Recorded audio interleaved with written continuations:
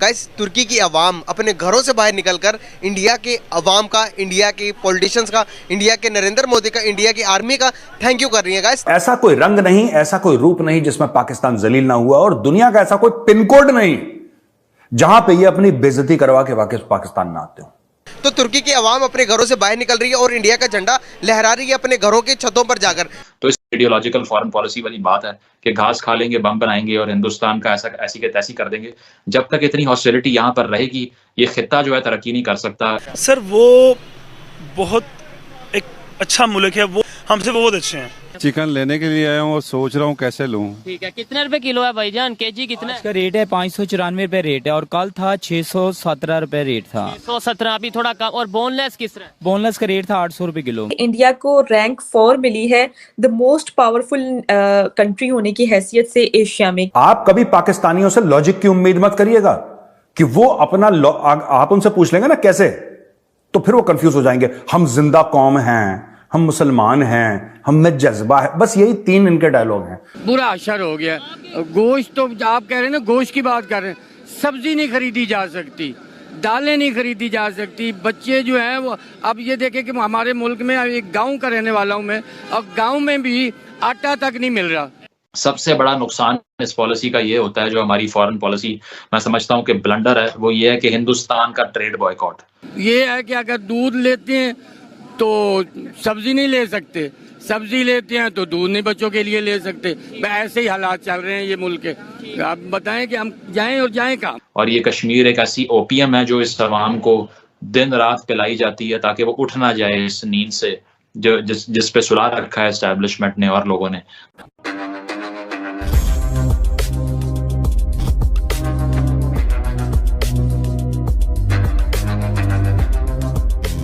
नमस्कार दोस्तों, आप सब जानते होंगे कुछ दिन पहले तक पाकिस्तान के प्राइम मिनिस्टर शहबाज शरीफ टर्की जाने की जिद कर रहे थे, और उनका कहना था कि टर्की जाकर के वे टर्की के लोगों से इस दुख के घड़ी में शामिल होना चाहते हैं। लेकिन दोस्तों, टर्की ने पाकिस्तान के प्राइम मिनिस्टर शहबाज शरीफ को आने से मना कर दिया था। उन्होंने कहा था कि टर्की इस वक्त मुश्किल की घड़ी पर है और अभी वे किसी भी फॉरेन लीडर्स को रिसीव नहीं कर सकते हैं। लेकिन दोस्तों, इस वक्त कतर के हेड ऑफ स्टेट मौजूद है टर्की में, और उनका मुलाकात एर्दोगान से हुई है, जहां उन्होंने मिलियंस ऑफ डॉलर्स की सहायता की है टर्की को। तो अब पाकिस्तान के लोग कह रहे हैं कि टर्की ने शहबाज शरीफ को इसलिए आने से मना कर दिया क्योंकि टर्की को भी पता है कि शहबाज शरीफ टर्की की मदद करना तो दूर, उल्टा टर्की से ही भीख मांगेंगे। इसलिए सिर्फ टर्की ही नहीं, बाकी सब कंट्रीज भी पाकिस्तान को अवॉइड कर रही हैं। तो चलिए दोस्तों, आगे इस इंटरेस्टिंग वीडियो को देखते हैं। जो नेबर कंट्री हैं, नेबर कंट्री इधर आ जाए, नेबर कंट्री के साथ रिलेशन बेहतर करने चाहिए। देखें, कोई भी चीज़ है, आपकी एग्जांपल लेता हूँ, आप इधर से चिकन कहीं से भी मंगवाते हैं, जब आपको आपके हमसाए बिल्कुल साथ वाली दुकान से सस्ता मिलेगा, वहाँ से लेंगे, या आपको कहें कि लाहौर से आपको इस्लामाबाद से चिकन मिल रहा है, वहाँ से लें, कहाँ से लेंगे? देखें ना कि अगर हमें नजदीक से कोई चीज मिल रही है ना, तो हम उसी के ऊपर बिलीव करेंगे। ठीक है, सस्ती भी और क्वालिटी मिल रही है, क्वालिटी अच्छी मिल रही है। हम ये नहीं कहते कि हम फलां मुल्क से लेंगे, फलां मुल्क से ईरान लेंगे। से ले, ऑयल जो ईरान से ले लें, उनकी प्रोडक्ट अच्छी है, उनकी चीज सस्ती है, तेल की बात है। खास करके तेल अगर हमें वहाँ से मिल जाए तो और बेहतर है। अब देखिए, इंडिया से मिल जाए तो हमें बेहतर है। 20 रुपए वहाँ। भाई, हम इंडिया की बात नहीं कर रहे, हम ईरान की बात कर रहे हैं। अगर हम ईरान से प्याज, इंडिया से हमें 20 मिलता, अगर ईरान से हमें 30 भी मिलता, हम लेने के लिए तैयार हैं। इंडिया से नहीं हम लेने के लिए तैयार। इंडिया से चाहे 20 मिले फिर भी नहीं लेंगे। अफगानिस्तान से मिल रहा हमें वेलकम, हम लेने के लिए तैयार है। ईरान से क्या वजह है? हम इंडिया से नहीं लेना चाह रहे, बस रीजन क्या है? मतलब जहाँ कारोबार तो जहाँ से बेहतर हो, सस्ता हो, हमें कर लेना चाहिए। आप एग्री करते हैं इससे कि नहीं, कि कारोबार जिधर से ऊपर नहीं एग्री करना चाह रहे, इंडिया से नहीं हम करना चाह रहे। तो आपकी मर्जी है, जाहिर बात है, जैसे आपको चाहे। आप इस पे क्या कहना चाहेंगे? लेट्स सपोज जी, अपनी अपनी सोच की बात है। जहाँ पे हमारी बचत हो रही है, ठीक है, जहाँ से हमें कुछ फायदा मिल रहा है तो हमें वो करना चाहिए। देखें, अगर इस्लाम की हम बात करते हैं, हम नॉन मुस्लिम के साथ ट्रेड नहीं कर सकते हैं। तो फिर पहले तो कहते हैं हमसाय का ख्याल करना चाहिए, ठीक है। तो ये अपनी अपनी सोच है, वो दुश्मन नहीं है कोई, ठीक है। अपने माइंड में बैठाया हुआ है जिसमें कारोबार में दोस्ती दुश्मनी आती भी नहीं, कारोबार में आती भी नहीं है। एक हाथ से 2 पैसे देने और लेनी है चीज, ये इसमें तो कोई मसला नहीं है। एग्री करता हूँ इनकी बात से। लास्ट में आपको बताता चलूँ, आप कह रहे हैं हम इंडिया से प्याज नहीं लेंगे, अभी भी पाकिस्तान में प्याज इंडिया से आ रहा है। बहुत सी चीजें इंडिया से आ रही हैं जो कि आपको नहीं पता, वो आ रही हैं। पहले दुबई जाती हैं, दुबई से दोबारा पाकिस्तान आती हैं, डबल पैसे दे के हम ले लेते हैं, लेकिन ये आम पब्लिक को नहीं बताया जा रहा। सबसे बड़ा नुकसान इस पॉलिसी का ये होता है, जो हमारी फॉरेन पॉलिसी मैं समझता हूँ कि ब्लंडर है, वो ये है कि हिंदुस्तान का ट्रेड बॉयकॉट।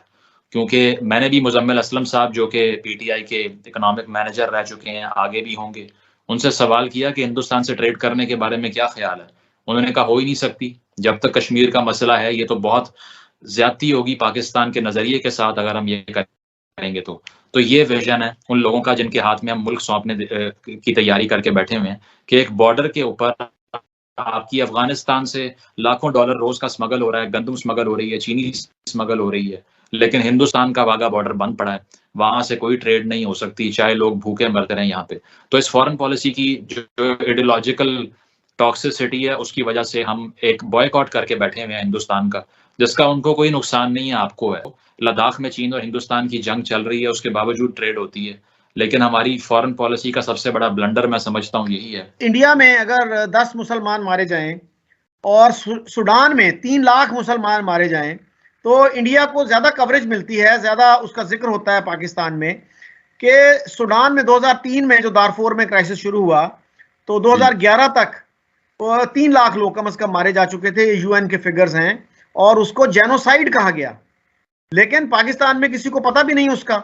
और फिर चीन में जो ह्यूमन राइट्स वायलेशंस होती हैं 2018 में, आज भी वो स्टेटमेंट मौजूद है अल जजीरा पे कि चाइनीज गवर्नमेंट ने कहा कि Islam is a mental element, is a mental disease.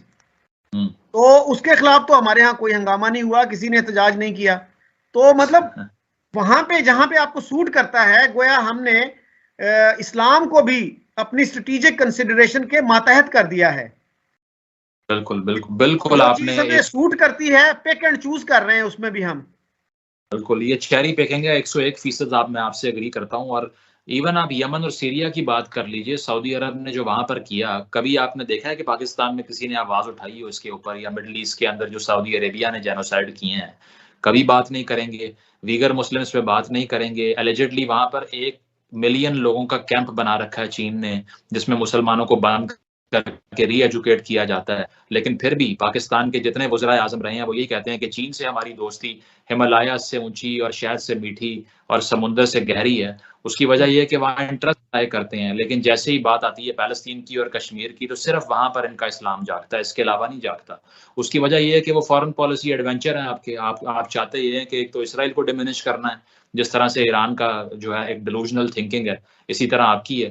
भाई सऊदी अरेबिया ने उनसे ताल्लुकात कायम कर रखे हैं, उनका वजीर आजम सऊदी अरेबिया में लैंड कर चुका है, टर्की उनसे ट्रेड भी करता है, ताल्लुकात भी कायम करता है। आप उनसे भी बड़े मुसलमान बने हुए हैं, जो वहां पर हिजाज के प्रोटेक्शन के लिए बैठे हुए हैं, वो ताल्लुकात रख रहे हैं, आप नहीं रख रहे।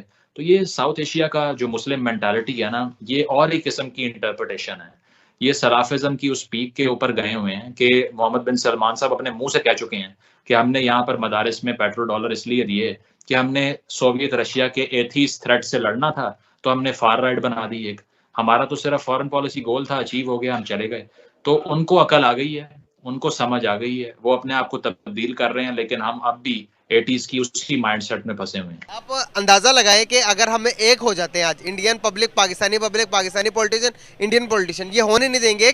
अगर एक हो जाते हैं तो हमारे जो 85% जो हम डिफेंस पे लगा रहे हैं, वही हम अपने एजुकेशन सिस्टम पर लगाएं तो हमारा मुल्क यूरोप, अमेरिका और लंदन से कहीं गुना ज्यादा बेहतर हो जाए। बिल्कुल बिल्कुल होगा, नो डाउट। अगर ये एशियन से अच्छे हो जाए, इकट्ठे हो जाए, इंडिया पाकिस्तान इकट्ठा हो जाए, तो सर देखें पहले भी 1947 से पहले भी तो हम इकट्ठे थे ना। ये जब ये क्राउड्स आए हैं, लोग आए हैं, चेंजेस आए हैं, तो फिर उसके बाद ये बॉर्डर्स बने हैं ना। पहले तो आना जाने एक ही था, इंडिया पाकिस्तान एक ही था, हमारे पैदा होने की पहले की बात है। लेकिन ये उसी तरह का सिस्टम हो जाए, वो लोग आ जाएं, तो जाहिर सी बात हम लोग कहीं से कहीं निकल जाएंगे। एक तो प्राइम मिनिस्टर मोदी की जो ड्राइव है कि वो मुस्लिम वर्ल्ड के करीब होना चाह रहे हैं। अगर आपको याद हो, रिपब्लिक डे पे इजिप्ट के प्रेसिडेंट को बुलाया था, फिर अभी ये जो टर्की में ज़ल्ज़ला आया है, इसमें वो काफ़ी ज़्यादा बढ़ चढ़ के जो है वो एड भेज रहे हैं। तो ये कहा जा रहा है कि वो जो नरेंद्र मोदी साहब का ये जो पर्सपेक्टिव है कि मुस्लिम वर्ल्ड को किस तरह विन बैक करना है और उसको कश्मीर के मसले से किस तरह हटाना है, और पाकिस्तान क्योंकि अपने फाइनेंशियल मामलात में जो है मसरूफ़ है, तो उससे कैसे दूर करना, और पाकिस्तान की जो जियो स्ट्रेटेजिक का एक इम्पोर्टेंस, और जो हम कहते थे जी हम इस्लामिक ब्लॉक का हिस्सा हैं, उसको किस तरह कम करना है, उस पर वो काम कर रहा है। मैं समझता हूँ कि ये जो है ना एंगल, ये पहले ही पाकिस्तान को ले डूबा है और मजीद ले डूबेगा। उसकी वजह यह है कि अगेन आप जो है ना इस महाज पे भी जो है वो इंडिया और पाकिस्तान को कंपेयर कर रहे हैं। अगर दूसरे महाजों पे चलो कुछ भी कंपैरिजन बनता है, जो माजी में मैं हमेशा उसके खिलाफ बात करता रहा हूँ कि भाई ना कंपेयर करो, लेकिन अब कम करते भी हैं तो बनता है। मसलन लड़ाई की बात करते हैं तो चलें, उनके पास 10 लाख फौज हो गई, आपके पास 5 लाख हो गए, लेकिन फौज तो है ना। या उनके पास 200 टैंक हो गए, आपके पास 100 हो गए, लेकिन टैंक तो है ना। तो वो फिर आप लड़ाई की बात करते हैं तो उसमें भी एक डिस्पैरिटी क्लियर होने के बावजूद फिर भी कोई बात बनती है।